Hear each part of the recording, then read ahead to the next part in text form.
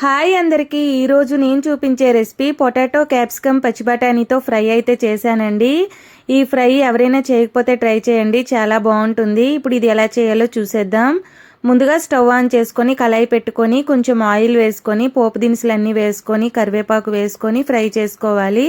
అలాగే సన్నగా కట్ చేసిన ఆనియన్స్ ఒక 4 ఎండుమిర్చి వేసుకొని ఫ్రై చేసుకోవాలండి. దీంట్లోని కొన్ని పచ్చి బఠానీ అలాగే గ్రీన్ పీస్ కట్ చేసుకొని వేసుకోవాలి.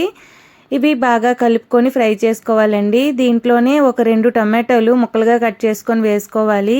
ఇవి కూడా కలుపుకొని కాసేపు మూత పెట్టి మగ్గించుకోవాలి. ఇది కాస్త ఫ్రై అయిన తర్వాత దీంట్లో పొటాటోస్ ముక్కలు కట్ చేసుకొని వేసుకోవాలండి.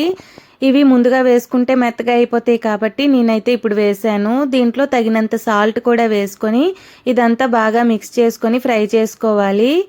ఇలా ఫ్రై అయిన తర్వాత దీంట్లో కొంచెం అల్లం వెల్లుల్లి పేస్ట్ అయితే వేసుకోవాలండి. ఈ అల్లం వెల్లుల్లి పేస్ట్ అంతా పచ్చివాసన పోయే వరకు ఫ్రై చేసుకోవాలి. ఇదంతా మిక్స్ చేసుకున్న తర్వాత దీనిపైన మరికొన్ని ఆనియన్స్ అయితే వేసుకోండి, చాలా బాగుంటుంది టేస్ట్. అలాగే పసుపు, కారం, గరం మసాలా వేసుకొని ఫ్రై చేసుకోవాలి. ఇదంతా బాగా మిక్స్ చేసుకొని దీంట్లో కొంచెం కసూరి మేతి కూడా వేసుకొని ఫ్రై చేసుకోవాలండి. ఫైనల్గా నేనైతే ఇందులో కొంచెం పప్పుల పొడి అయితే వేసానండి.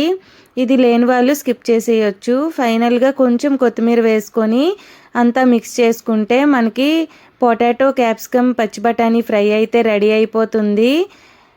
మరి ఈ ఫ్రై మీరు ఎలా చేసుకుంటారో నాకైతే కామెంట్ చేసేయండి. నచ్చితే ఒక లైక్ చేసేయండి.